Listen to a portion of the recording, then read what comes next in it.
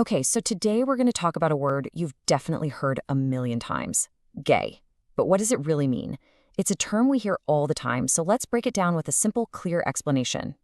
So, let's get right into it. What does gay really mean?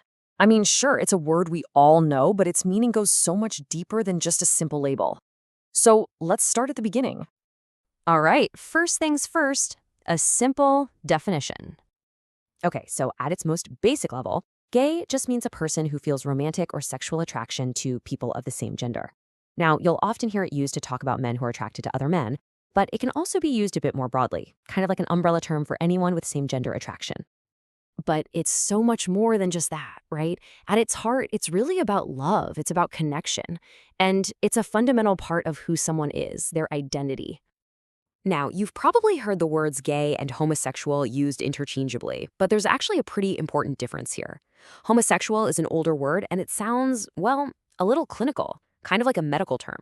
That's why today most people really prefer gay. It just feels less like a diagnosis and more like a positive, affirming part of who they are. And this part is absolutely crucial. You've got to get this. Sexual orientation is not a choice.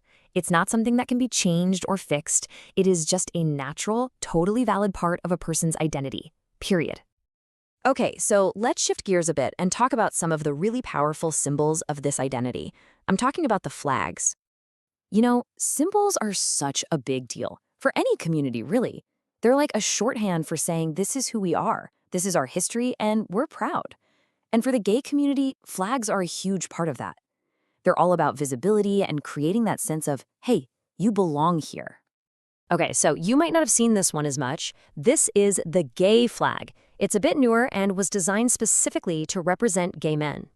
All those different shades of green, blue, and white, they're meant to symbolize things like community, healing, and joy. It's a really specific, distinct symbol of visibility. And of course, here's the one everyone knows, the iconic rainbow flag. I mean, what a symbol, right? It was created by the artist and activist Gilbert Baker all the way back in 1978.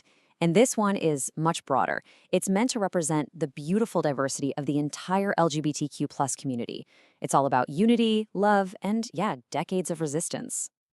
So you see how this works? You've got the gay flag that speaks to a very specific identity, and then you've got the pride flag that connects that identity to the huge, wider community.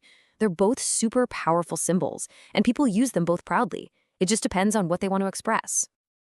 Okay, you ready? Let's move on and bust some really common myths. All right, let's knock these out one by one. First up, you hear this one all the time. It's just a phase. Nope. The truth is, for most people, their sexual orientation is a deep, consistent part of who they are.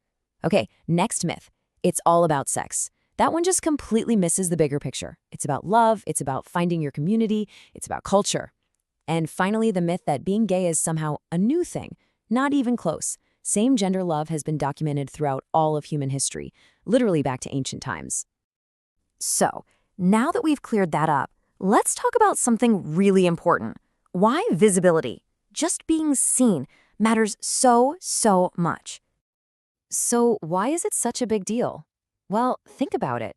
Every time a story gets told, or a person just lives their life openly, it starts to break down those old harmful stereotypes.